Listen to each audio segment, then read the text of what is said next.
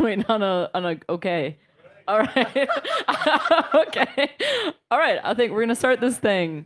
Welcome everybody to the Minnesota Original Music Festival Songwriter panel. My name is Mal Murphy, and we are at the Arts Center of St. Peter. First thing I'm gonna do is just say that the Arts Center is always open to donations. We're gonna say a thank you to Anne, Montana, and Ark who are working, and there's a box there at the entryway. If you got a little extra. Say thank you to Triple Falls, who's doing the sound for not only today, but a lot of the rest of the festival. And yeah, we'll give a hand of applause. And then we'll also say thank you to the Minnesota Original Music Festival. And I got a little bio here. This activity is made possible by the voters of the Minnesota through a grant for the Prairie Lakes Regional Arts Council, thanks to legislative appropriation from the Arts and Cultural Heritage Fund. This program is made possible with funds provided by the St. Peter Tourism and Visitors Bureau. Cool. Yeah. Okay. So, I'm a musician here in town, and I'm really excited. This is kind of going to be a great opportunity to interview some great Minnesota songwriters. So I think first we can start with Caleb Brown-Scholes here. Caleb was born and raised in Mankato and now performs as an established musician in the area. Caleb's music deals with a wide variety of subjects, including self-reflection, spirituality, wandering, love, betrayal, and his own struggles with mental health and coming of age as a person with albinism. Stay tuned for the release later this year of Caleb's 5th album, Things We've Kept Until You Keep Until. And then, we'll give a little round of applause for Caleb. And next in line, we have Vinny Donatelli, is a Minneapolis musician that has been prolific in his 2 main projects, Friend Dog and The Last Revel. Friend Dog is his personal project that has been described as music that dresses for the weather. As a core part of nationally touring folk-minded band, The Last Revel, Vinny sings and plays fiddle and mandolin along with other contributions.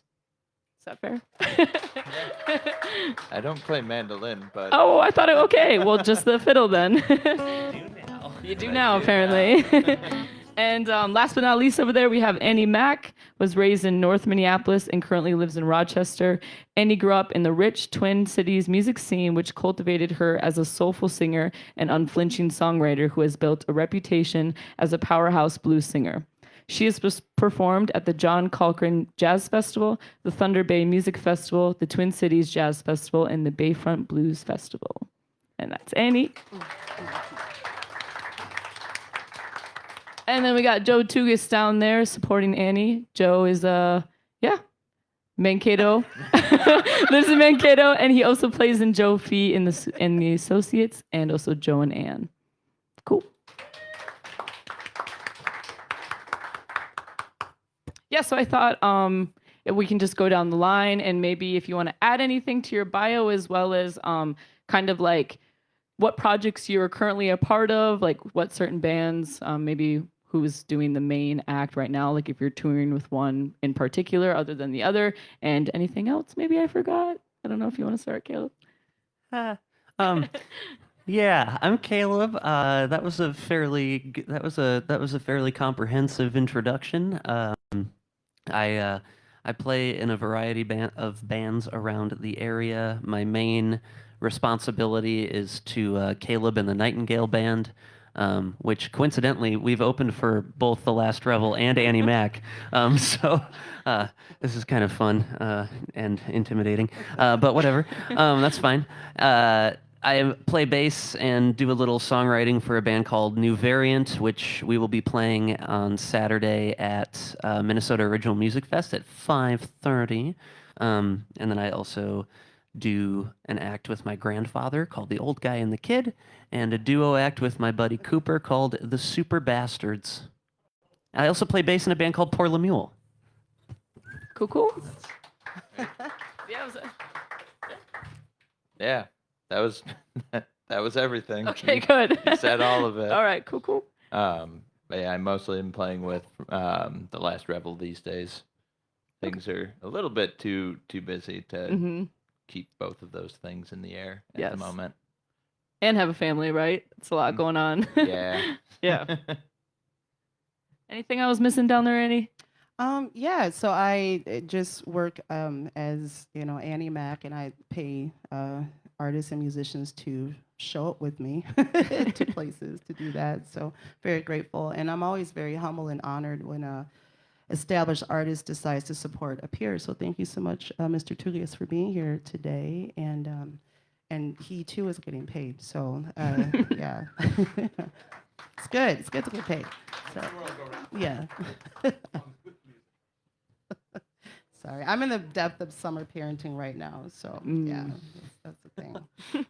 Yeah, maybe we'll start on that end. So I thought we would start out with each of us just playing one song to kind of show the crowd what we sound like, and I guess just maybe pick a song that best describes maybe you as a musician now, or a specific message you want to get across to the audience. And maybe if you're willing, just kind of give some background on why you wrote it, maybe how old you were when you wrote it, and any other details. If you want to go first, Annie? Sure, absolutely. We'll do Shadows of a Kingdom. I wrote this tune with a lot of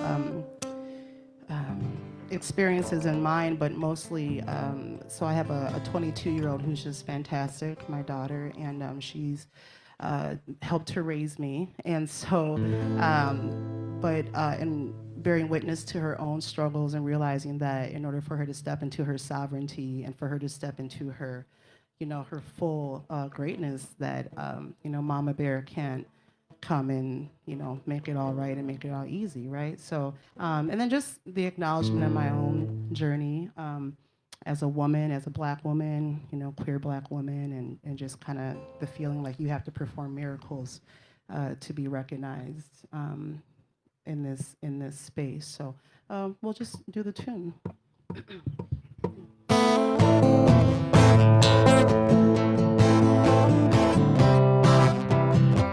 Oh, yeah.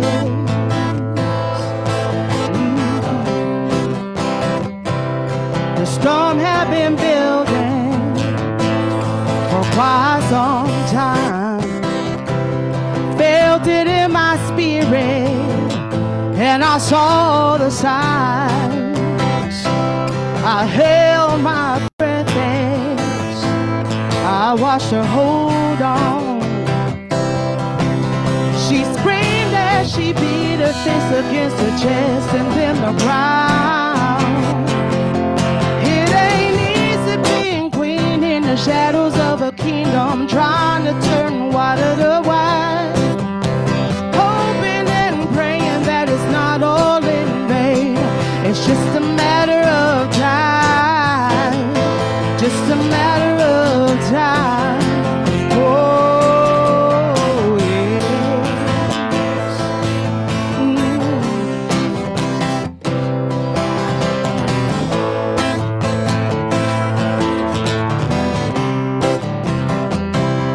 She stood up strong and with purpose. The refining had taken place. Her thoughts and her body were sacred, no longer afraid to take up space. Her work had been done long ago, in the depths of my soul, yes. I knew she was beyond whatever I could dream. It ain't easy being queen in the shadows of a kingdom, trying to turn water to wine. Hoping and praying that it's not all in vain. It's just a matter of time. Just a matter of time. And as any wise queen would do, she knew to kill the beast and pardon the fools. And as the flames consumed the king, bright was the night as she faced the east. And in this troubled and lost land, she began to lead. She began to lead. Yeah. Oh, yeah.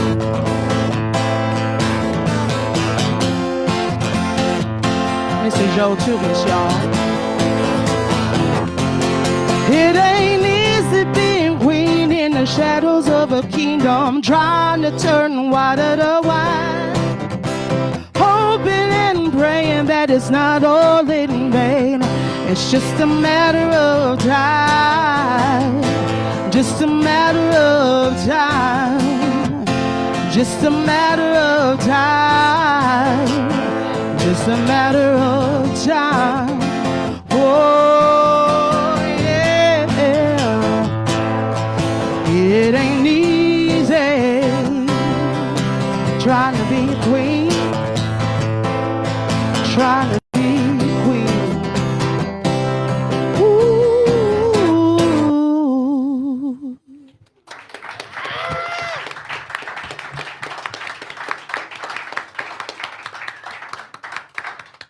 That was fantastic, Annie. I was just like going throughout work today and listening to all of you on Spotify, and I was really hoping you were going to play that song. So this is great.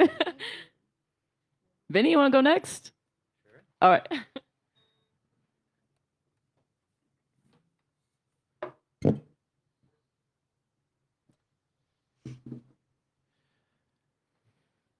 I think I'm going to play a song called New Friend, which is one that I wrote when I moved back to Minnesota after living in Portland, Oregon for a minute.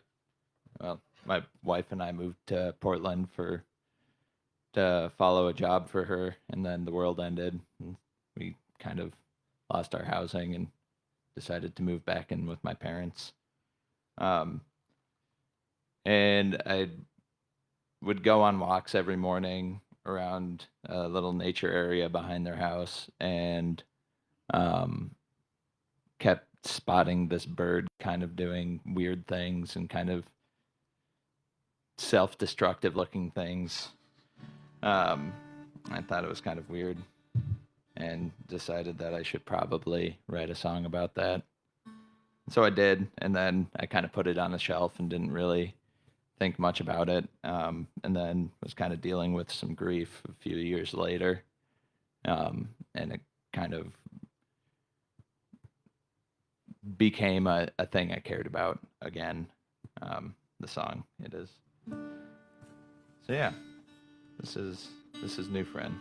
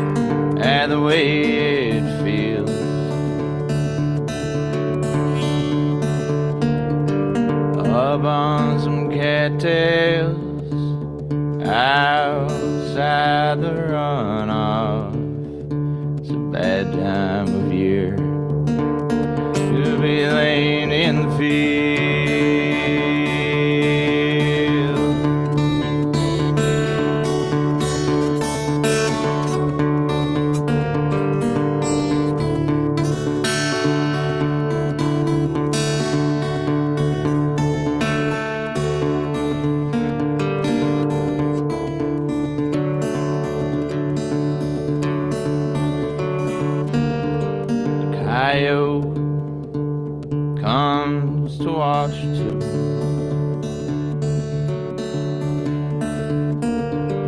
Won't satisfy your hunger today. No kill to bring home to family. Just a curious study in the nature of things.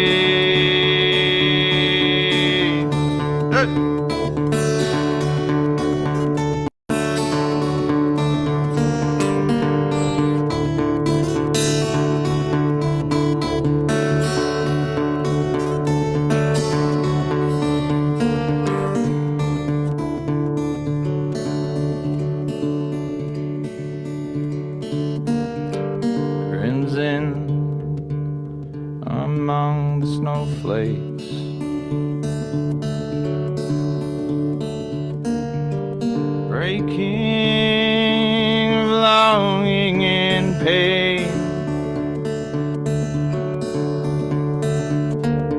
I wonder, does my new friend feel guilty? Leaving the young in this way.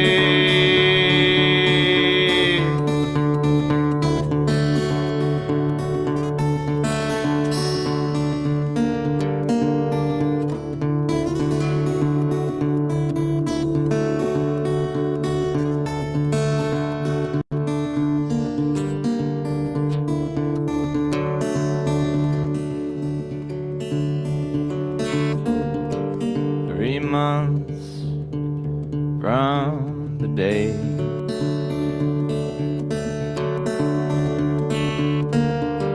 new portrait from my perch,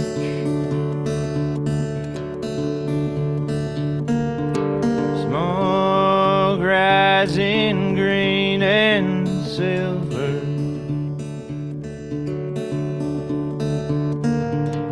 bleached ivory washed clean of dirt.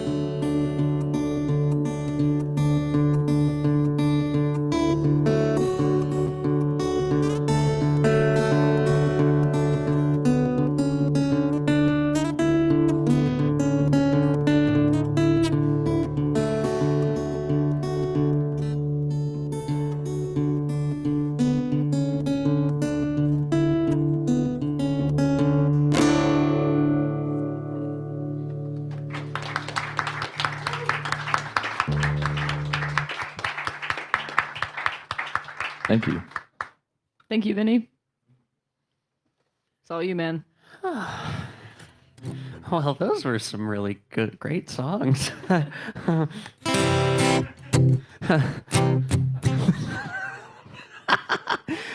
All right, here's one of mine. This is just a little. I have a really hard time staying positive about myself and the future and everything, and as you can maybe tell. So I wrote this little song as sort of like a little reminder slash just kind of an optimistic song that I could play and sing and kind of remember a moment where, you know, I feel like someday is coming and it's going to be great when it gets here. So I don't know what else to say about it. It's going to be on our new record too. It's called Someday is a Long, Long Time. Someday I'll be better, like a house plant when the summer starts its blooming. I'll break down on my walls, convince everyone I won't darken the room. I'll dazzle with a charm, apprehending both the ladies and their blades. Won't second guess or triple guess or sink in one of these starkly pleasant days. But if I break, my best will do just fine. Someday is a long, long time. Someday you'll be living in a city far from everything you know. Specters from the past more scarcely catch you where you go. They're chasing women, whiskey, rhythm, rivals, and a place of better fit. Some gonna take you serious, others gonna point out the jokes in it. But if you break, your best will do just fine.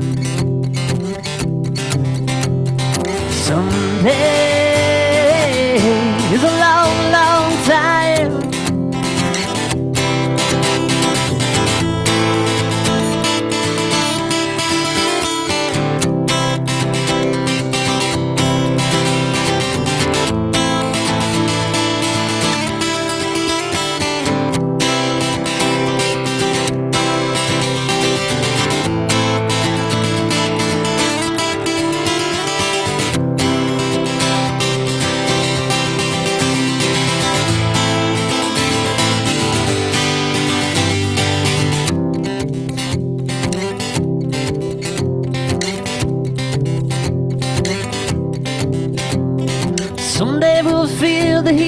scramble back to a little home.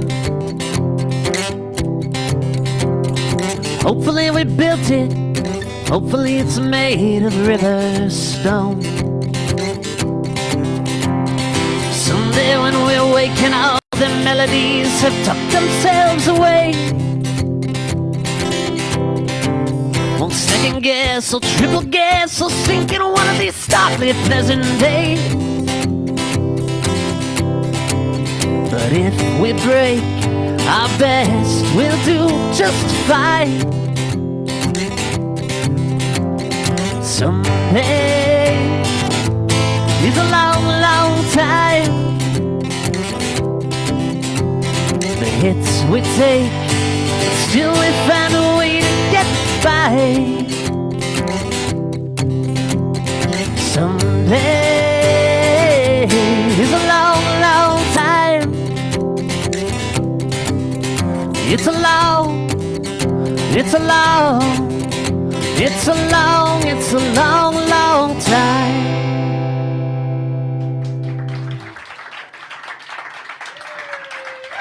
Thank you. Thanks, Caleb. Caleb's like one of my best buddies ever, and every time he sings, I get so happy. So I'm really happy you're here. Good choice. Thank you. All right, so I've got just a couple general questions for all of us, and then I kind of specifically crafted some questions for each of you. But I'm gonna start with like the general ones, and maybe just go back down the line, Caleb, if you want to go first. So because you three have all had success in performing live music, can you describe the process of how you went from playing music for yourself to playing music live? And was there any challenges that you faced, or what came surprisingly easy?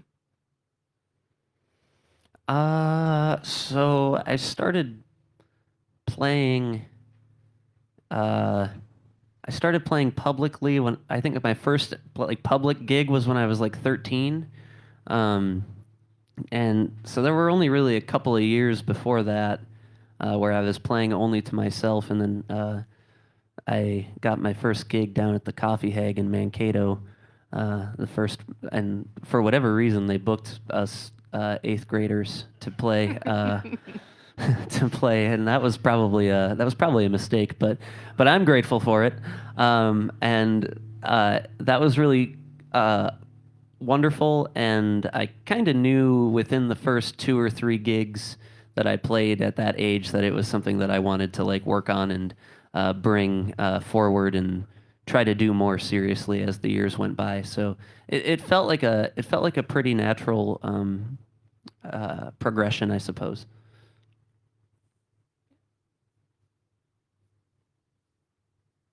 Yeah, Vinny, Yeah. you're right, yeah. Feel like I got started playing music kind of under the auspice of sharing it with other people. Like I played violin in orchestra growing up for just for some reason. I don't really know why. But when I started playing music with friends, it was like, this is something that I want to do because I want to share it with other people. I want to be able to perform this in front of whatever other people happen to be in the room. And then I met some friends in Mankato when I think my sophomore year of college. And we just kind of started playing tunes that were intuitive and sharing them at an open mic night. And then kind of one thing led to another. And I guess 11 years later, I'm still playing music. And I feel like success feels like a weird word in in the context of doing anything, I guess. Just because there's so many ups and downs. You play the best show of your life, and then you continue to run into roadblocks the very next day. To feel like any sustained success is really a thing feels kind of odd to talk about, but yeah, I guess just one thing leads to another, and then You had one of your first shows at the 410 Project, right? Mm-hmm. Yeah. Yeah. Cool. Yeah. Yeah, Annie, you want to go next? Just about how you went from singing for yourself to singing to others, for others. Right. So it was fairly cathartic for me. I think the magnitude of grief kind of pushed me into this space of delusion.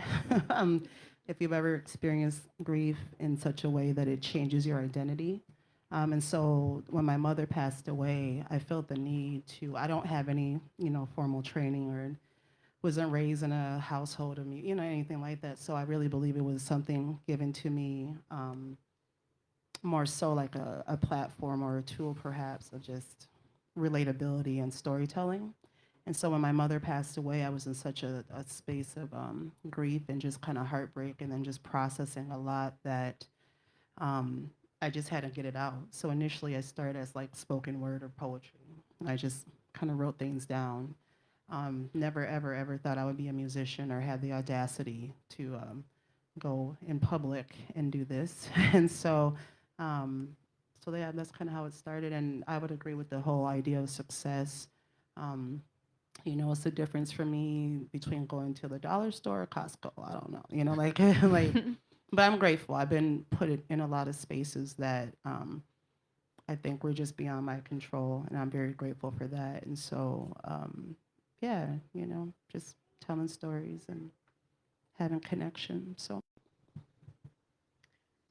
Okay, so I want to know a little bit about each of your guys' songwriting process, because I feel like that's a very common question that people will ask musicians. I know I've gotten it a lot, and I'm kind of like thinking back to watching the Tom Petty documentary, and they ask him that question, and he just says, I don't know, it just falls from the sky, which is like so unhelpful. But I think it's kind of a hard question to ask you guys, but I'm just curious about how you, I don't know, go about, do you find specific times to write for yourself? Do you have to, I don't know, hear someone say something and then get home and write a song really quick? Or how do you go about that? Whoever, Annie or Caleb, want to go first? Sure. Yeah. In between life happening, I wish I could, a lot of the peers or people I admire, they're like, I went to a cabin in the woods for 2 weeks and, and it's like, no, I wrote shit on a napkin when I was serving tables and I would go into the bathroom because I'm like, there's gotta be more. Nothing against serving tables, I just wasn't that great at it. So like, that's your thing, that's your hustle, but there was just something inside of me that there's gotta be more. There's a reason that it's like, fire, shut up. There's something that I can't even give voice to it. And so I write down pieces and then I hope that it comes together to complete the puzzle. And I'm patient, the older I get, I'm like, I was hungry and I'm still hungry, but in a different way. Obviously I'm hungry, but I've learned to what's authentic. If I feel something, if I can't let it go, if my spirit and my head keeps going to this, I've allowed the process before I was shark mode, hustle, hustle, hustle. And if I'm correct, when the world ended or, our interpretation, when it was like, whoa, So when I write, and I hope to get to if someone wants to host me in a cabin, a mother of 3, I'll clean up after myself. So I would love to have a little retreat, mom's writing. So, but yeah, in between life happening, laundry, dishes, homework, dinner, Totally.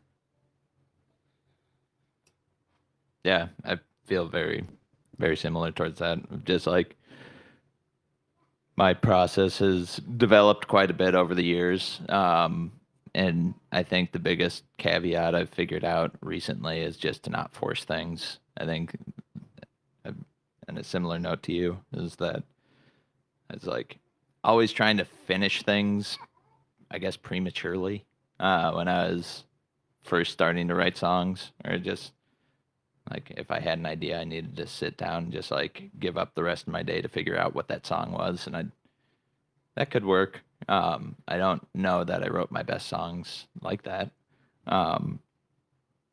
but it is kind of like trying to set things up so that a song can just fall out of the sky for you. You know, it's it's waiting tables. I wrote a few really good songs in my opinion, while just cooking food at a grocery store, and just like words kind of came to mind, and I didn't feel so invested in what I was doing that I wasn't able to just take a step away from it and write down a couple words here and there and let things kind of just develop naturally.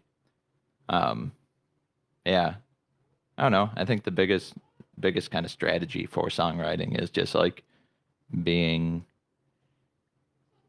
yourself space, giving yourself like a consistent that's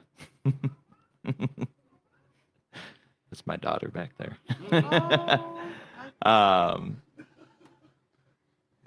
Take your kid to work day, I guess.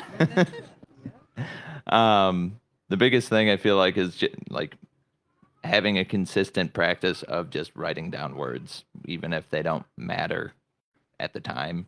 If they feel like they move you, then put them down to paper, and then give yourself space to reflect on that. Give yourself just the opportunity to have a song fall out of the sky into your lap. Make sense? Caleb? So oh man, I love songwriting. There's like no better feeling than when you can put those pieces of the puzzle together and then you have this new fresh thing that you've brought out, and it's great. And for me, I think it happens differently like every single time. It really is like as they both said, like especially like working like the day jobs, like making sandwiches or whatever, that's a really good time to be writing lyrics upstairs. So there's been a lot of that's happened. I try to like, when I'm just like noodling around on the guitar at home, I try to like, if there's an idea that I have and I'm like, ooh, I might want to do something with that, I try to like get a little recording of it and then compile like a bunch of different music ideas. So then like when lyrics finally happen, which is the part that requires, I think, the most patience, when those happen, then I have like a bunch of possible homes for them to go to. And I think that's been a fairly reliable method for me so far. But really, like they said, like the patience aspect, like not forcing it and really just like kind of waiting, because the song is going to come in its own time, and there's not like you can rush through it and you can finish it. But like there was this song that I'd been working on for a couple of months, and it was just like driving me up the wall, and it was like the only thing I could think about, and it haunted my nightmares, and it was just a disaster. And then finally one day I was like, nope, okay, we gotta put this one away for a little while, and then I wrote like an entire different song like right after that, and I was like, well, geez, where'd that come from? So yeah, it's just such a weird and crazy and awesome thing. Okay, thanks, Caleb. I guess I'll just start with you for the questions I crafted for each of you. And then I was thinking then that's when you guys could maybe sing your second song after your question. That works. So my first question for you, Caleb, is you said you're part of like various projects, but I think you said at the beginning that you're releasing a new album this year. So if you want to tell us a little bit about that, maybe where we can find it, just some general stuff. Why did you name it what you did, etc. Yeah. So I have been writing songs with the ambition of releasing a new album for. I pretty much started writing for the new album right after I released my last album in 2021. And it's taken a few years, and there's been a lot of like ups and downs and crazy business that's happened, and in between that's kind of put some blocks in the way. Earlier this year, I was fortunate enough to receive a grant from the Minnesota State Arts Board to record and release an album. So I've been working with Colin Scharf in Mankato, recording with my Nightingale band. And it's been a really fun process. We just finished finished it the other day, and it's gonna actually be coming out in October, and we're doing a big show at the Mankato Brewery. And actually, it's appropriate that we're here at the Arts Center of St. Peter because all the proceeds from that show, from ticket sales and CD sales and merch sales and all of that stuff, is going to actually be going to the Arts Center of St. Peter. So yeah, it gives me kind of an opportunity to give back a little bit. A lot of opportunities have been presented to me, and I am not in a financial position to like give back in that way. So like this is a really cool way to kind of try to do that and give back. But the album's going to be called "The Things You've Kept, You'll Keep Until," and yeah, I don't know. I hope it's good. I really don't know. I hope. Us too. Okay, my next question is, so can you tell us a little bit about how your albinism has changed your musical experience? Do you have to learn music differently than others? And how has your memorization skills been crafted? Yeah, so the reason why I'm a 25-year-old who looks like an ancient mountain goat creature is because I have albinism, so my hair and skin are extra super duper crazy white. The main thing about albinism is that it affects your eyesight, so I have low vision, which, as I've been learning music, has presented some like challenges, but also I'm grateful for it in a sense because I'm like forced to memorize stuff, whether it's, you know, a cover I'm learning or if it's a song I'm learning for somebody else, or if it's a new song of mine or anything like that. I really have to memorize it because if I didn't, I'd be like, have to be on somehow holding my sheet of paper this close to my face while playing, which just isn't very practical. So that is that's kind of how it impacts me from that standpoint, from the memorization standpoint. I think my kind of like side mission musically is to like just be a person with albinism who you know, is kind of out in public, and I just want people to see people with albinism doing stuff, because there's not a lot of us around, and in the media and on movies and TV and everything, we're portrayed in a pretty negative light. So I just kind of try to bring a little bit of I don't know what to say about it. I just want people to not be weirded out by people with albinism in a general sense. Positive enthusiasm. Yeah. Yeah. You got a song for us? Sure. I'll do this one. This is another one that'll be on the new album. I wrote this song about I think in like the winter of 2023 or something like that, and I had a dream. I was kind of back to being a child, and I just like woke up and went downstairs. There was like a crazy thunderstorm happening in this dream, and when I was a kid, I was really scared of thunderstorms, and my mom was just sitting there, kind of like reading a book or something. I don't know, some sort of dream thing, and I just felt like this like comfort wash over me that I hadn't really felt like since I was a kid in that sort of situation, and I think I really needed to feel that, and so I wrote this song. It's called Vanilla Candle Scene.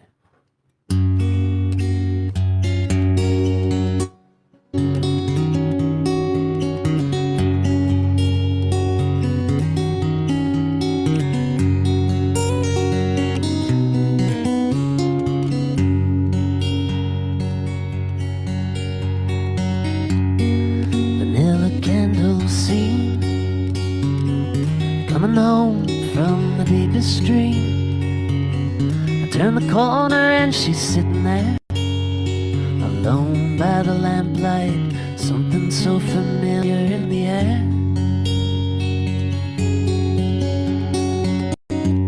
A love so old and true, worlds once hidden now tumble into view.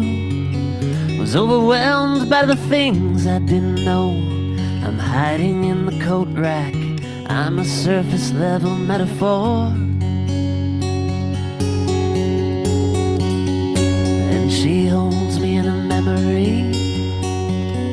Lightning storms or birthday parties, really I just want to make it home.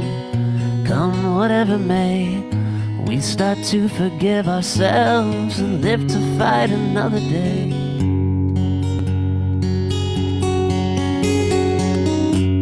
Always looking out for me and all the people that I used to be.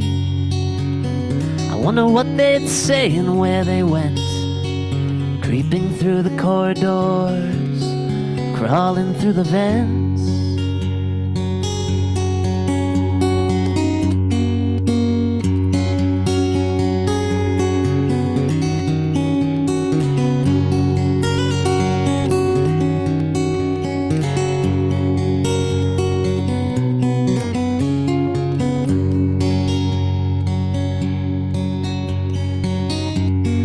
Waiting out the rain, staring at the window as this town is washed away. She sits beside me both so quietly. There's comfort in the silence, comfort in what was and came to be.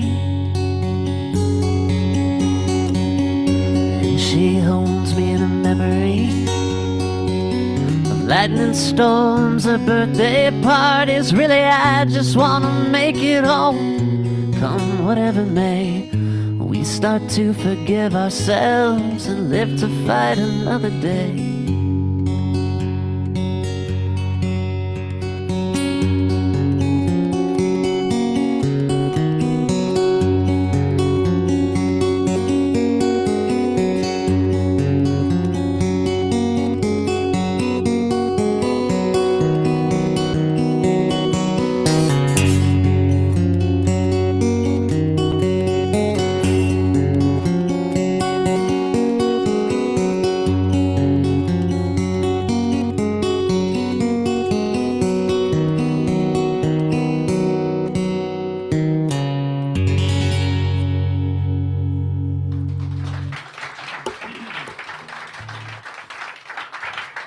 Thank you. Your guitar playing is so beautiful, Caleb. It's like front row pass to watching it. Yeah. All right, Vinny. So explain. Hi. Hey. Explain the choice of developing a second project separate from The Last Rebel, and how does playing in two different projects affect your performance in each?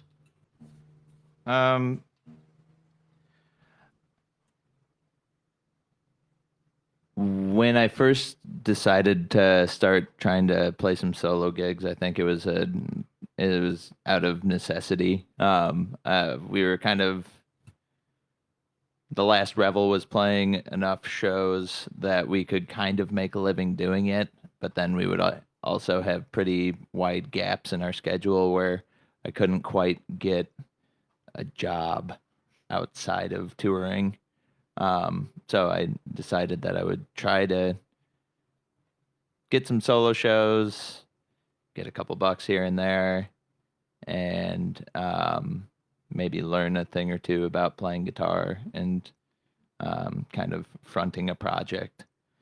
But then The Last Rebel broke up for a little bit, and it was like, well, I guess if I want to play music, this is my opportunity to do that. And I put a lot of effort into trying to figure out what my solo project looked like, what it sounded like, and tried to just let it develop naturally into something a little bit more me, and tried to take a step away from more bluegrassy sort of stuff. But then The Last Rebel got back together, and then it just really became a matter of like creative expression. And having a project that I could call my own, it's giving me the opportunity to just kind of like really look at how I write songs and listen to what I get a kick out of in someone else's music and see how I can apply that to my own. I feel like in the context of how it's made me a different performer in The Last Rebel, I feel like having a lot more practice writing music gives me the opportunity to write better songs, and bring better songs to the table. I feel like it's given me a little bit more confidence in myself that I get to dance around a little bit more on stage with The Last Revel. I get to have a little bit more fun up there because I'm just more comfortable in my own skin because I've played a lot more shows to 0 people at this point. I feel like it gives a lot of context too, as I can go from like playing a handful of like brewery money gigs, just kind of making a couple bucks sitting in a corner playing some tunes, to no one paying attention and like get a kick out of it. At least I'm doing my thing. To then turning around and like making music that people will sing along to, and having the ability to play shows that really feel like a connective experience between the performer and the crowd. Having both sides of the coin in my pocket feels humbling and ingratiating at the same time. That's an like interesting viewpoint, just to like, because I've seen some photos on the Last Rebel Instagram where there's like thousands of people in the crowd, and then I think I opened for Vinny when we were at Mankato, and it was 5 my mom and people. dad were there. Oh boy.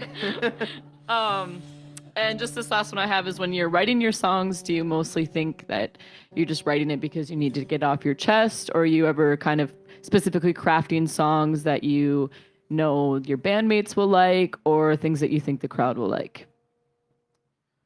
I think the songs that I hope that the crowd would like comes kind of the last. I feel like I always really hope that the music that I write would resonate with people. It seems to be kind of the point, for me at least. But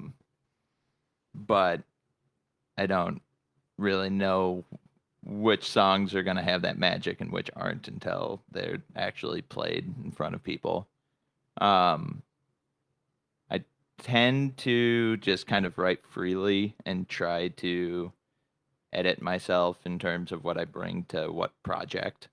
Like there's some songs that I'll write that are like I did have a Cabin in the Woods experience last month, which I'll tell you, I'll hook you up with those guys. They're awesome. There's this little farm out in outside of Menominee, Wisconsin, that hosts artists for artist retreats called Everwood Farm. They're incredible people out there.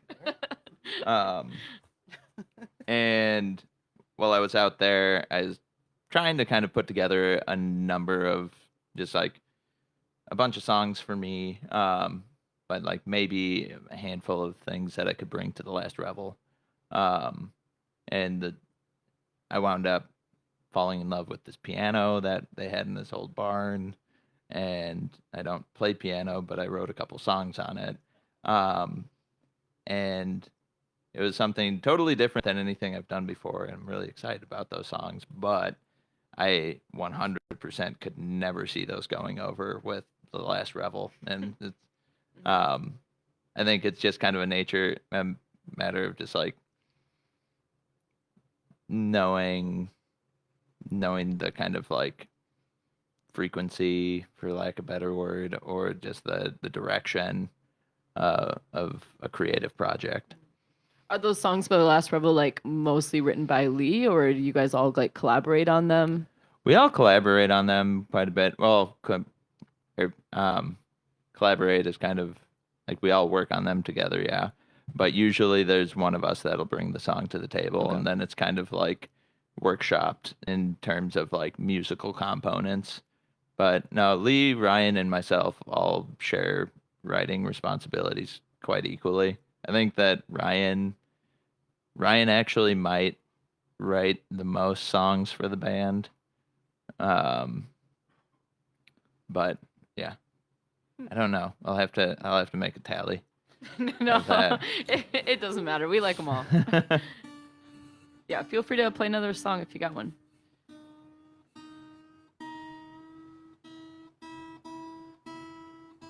Yeah, I'm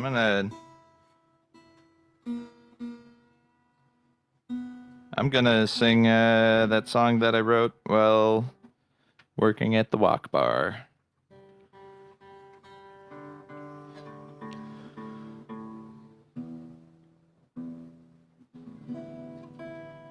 Yeah, I don't know. There's something really special about, or something. There's something about working and just wanting to kind of get away from that work and being able to just kind of come up with lyrics because of that, I guess, maybe. Or maybe your hands are just too occupied to be fully distracted. Anyways.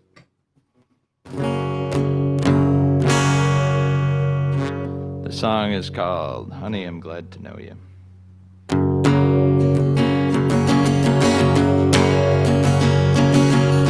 I'll be over tomorrow, but tomorrow we got bills to pay.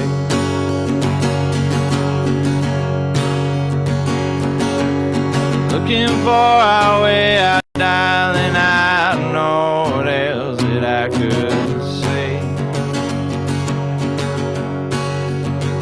This is the best we could do. Oh, just help me lose cynicism, well, our skin gets loose. This is the best of our days. Oh, just chemicals excited, keep us in our lanes, keep us looking for more of the same. Deep love, we share the same life. I'm glad we were born at the same time.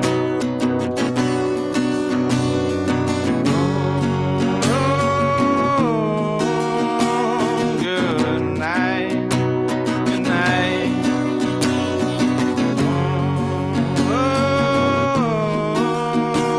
Good night, good night, good night.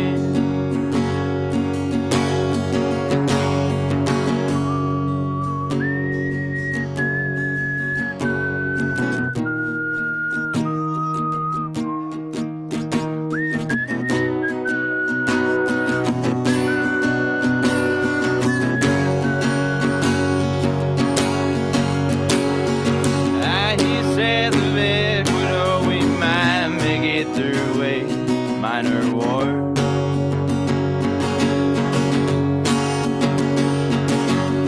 Adam's great demise, it would be cold. Salvation not there far. This is the best we could do. Oh, playing chicken for survival.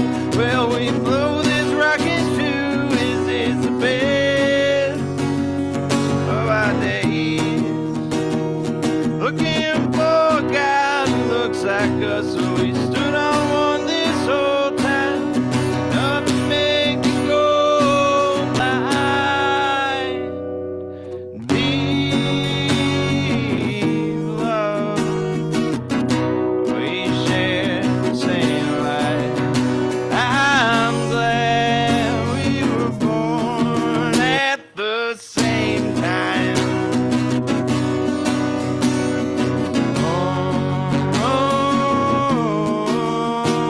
Good night, good night.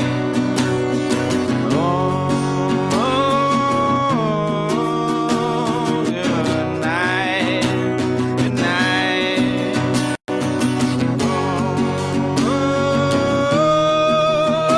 Good night, good night.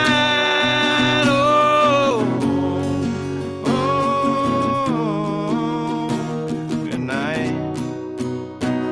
good night, good night. Thank you, Vinny.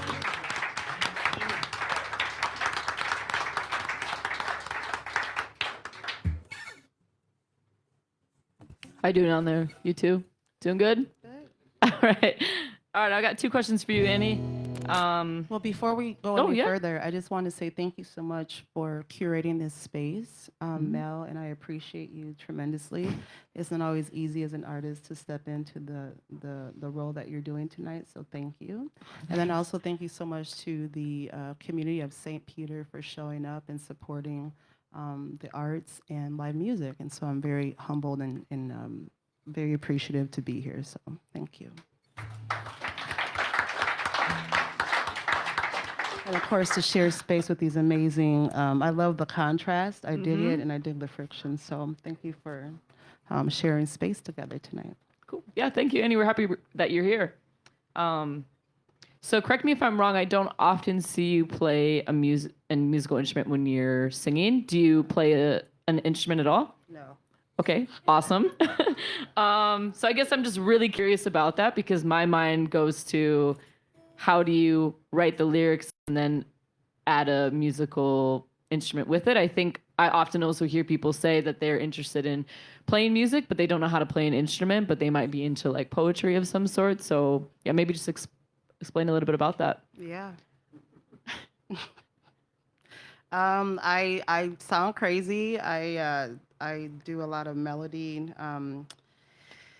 So I think I play to the bass, and so over time when I first started, I was very, very green. So I've had to learn everything kind of on the job, so to speak. But I just have when I started primarily blues, and so I listened to a lot of my mother's records and things growing up. So I would be able to articulate like I want to do second line, kind of a Bobby Blue Bland, soul type tune, or I want to do a traditional, that's where it started for me, is recognizing when I listen to music what it was.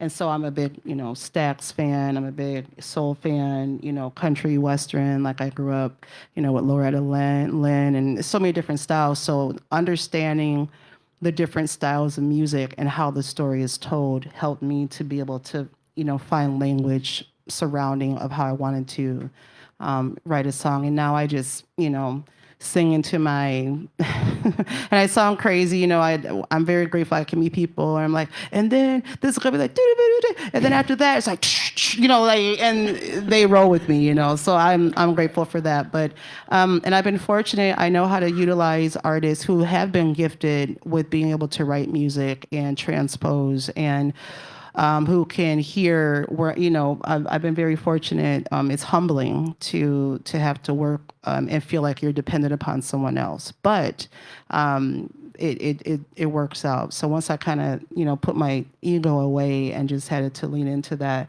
it's really quite beautiful. So. Do you have any advice on someone who maybe is interested in doing a path like yours? Like if they don't know how to play an instrument, but they want to be involved in music? I think it's important to absolutely find community where it's respectful, where it's an ever-growing community that is about like the artistry, sharing ideas, being willing to help each other. You go to the open mics, you go to live music, you do your homework, go to a lot of live music, you start showing up, I started going to blues jams. And I would just go week after week and stare at people. And then, finally, Mr. Shapiro or Moses Oakland was like, you need to learn a song and get your ass up here and do a song, And so I'm grateful for blues music because it's a mentorship style where and I think bluegrass is like that too, where you're brought in and you sit underneath somebody and you learn the history and you learn your craft, and so just go, get out, and then if you have to drive, go to the cities or go around here or ask questions, just try to find those spaces, and this looks like it's one of those spaces. So I think so. My last question is, anyone who visits your website can read that you're, quote, still proud to be singing while Black and writing while Black, unquote. How did growing up as a young BIPOC woman in Minneapolis affect your musical taste and the choices you've made as a musician? I'm very grateful. It's terrifying to be a Black woman right now. It's terrifying, and it's interesting.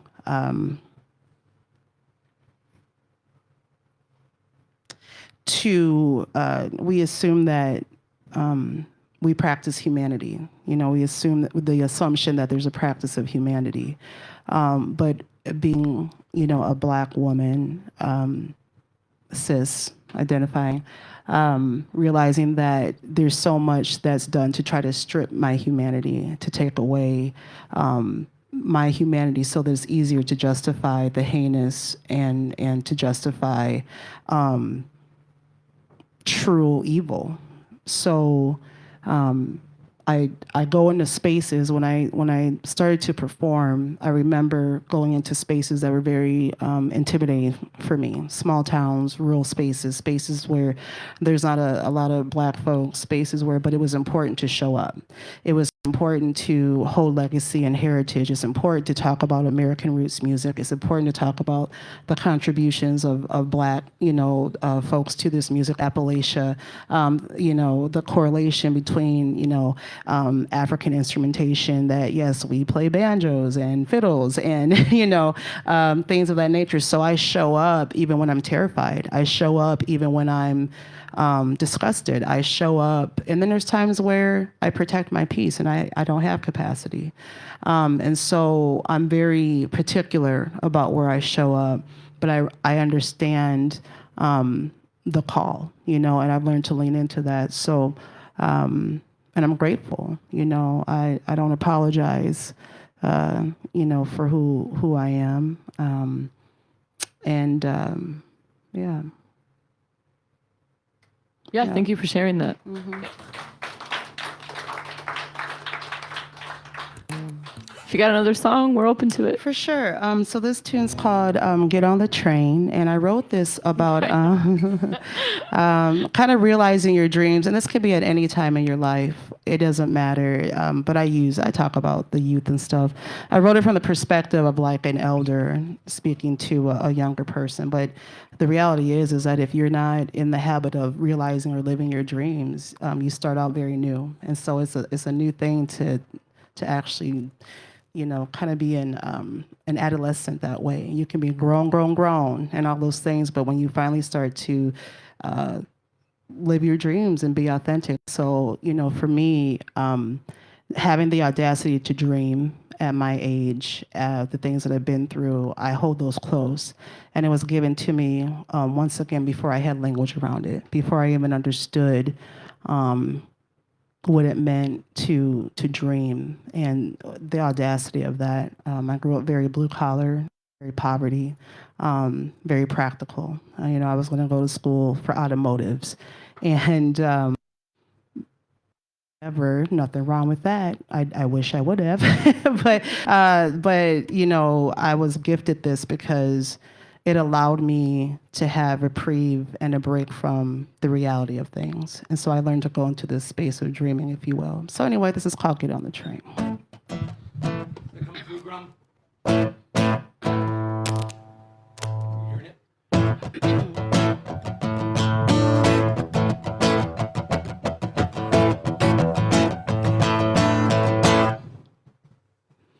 Your restless spirit won't let you sleep.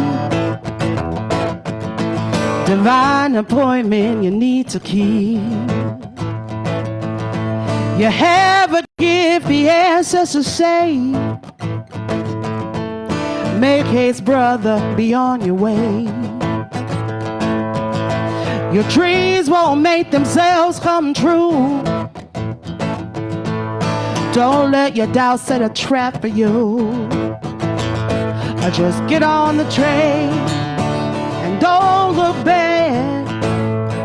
There's a freedom waiting on the tracks. Stuck between desires and fears, yes. You know your calling's greater than here. You have a gift, the wise ones say. Make haste, sister, be on your way. Go to the mountains, down to the sea. Tell everybody so they believe. Just get on the train and don't look back. Just get on the train and don't look back.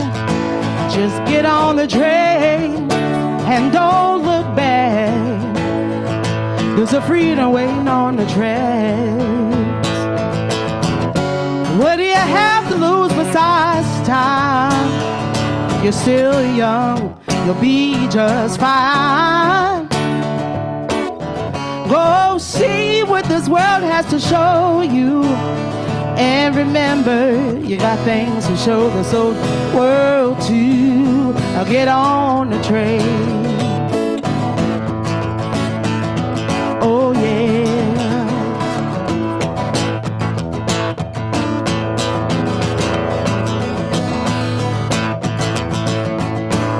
Truth be told, you got a lot to prove. Won't nobody else do the work for you. If you don't try, you'll never know. Pack up your life and get on the road. I just get on the train, don't look back. I just get on the train and don't look back.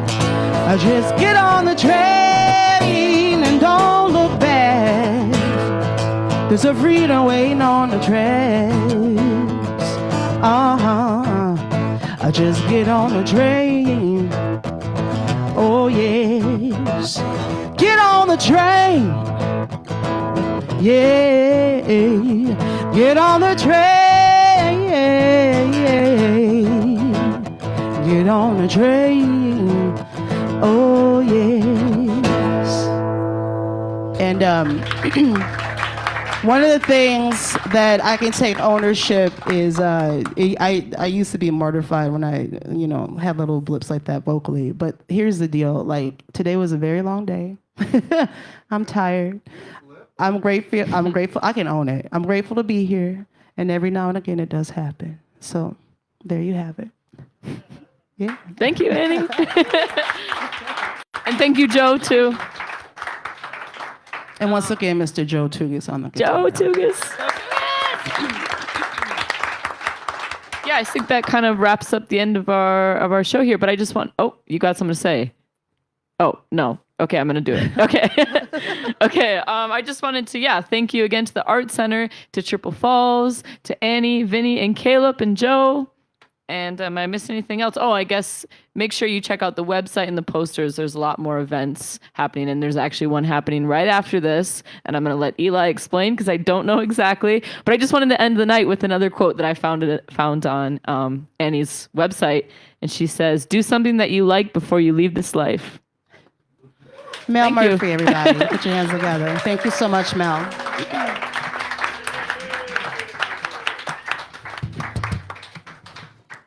Well, thank you all for. Whoops, am I knocking things over? I'm waiting to squeal something here. So thank you all for coming to these events. I'm the director of the Minnesota Original Music Festival, Eli Hain, and Mal put on a really great show. And this is the third year that we've done this, and it gets better each time it happens. So I really appreciate Mal's efforts. She put a really great group of guests together. Thanks to Annie Mac for coming down, and Joe for helping us out with some accompaniment, and Vinny, with the last revel, and last year's host back here, Caleb Brown Schultz. We had him as a host, and I thought, you know what, he should actually be a guest as well. So there it is. Just wanted to mention that there is a show coming up in just a few moments. There's a guy by the name of Larry McDonough. Just happened to do an article about him. John Bream wrote an article. I think it came out a couple of days ago. It's Attorney by Day, Protecting the Rights of Tenants. and musician by night, playing for $100 a gig. So, at any rate, Larry and his quartet are going to be here. And I think a few years ago, Larry was involved in a project where he was working with some special needs kids who wrote melodies. He took the melodies and created full compositions out of them. And he's going to come down and perform them with his quartet and talk a little bit about that process. So please don't leave too far. There are refreshments. And if you want to help support the Minnesota Original Music Festival, by the way, we have some really stellar T-shirts up there. The design was made by Wendy Schultz, and they're really good. And some stickers and stuff. So, you know, throw money at us and we'll give you some stuff in return. So thank you, everybody, and please stick around for the next show. It'll start around 8-ish or so. So thank you. Thank you, Matt.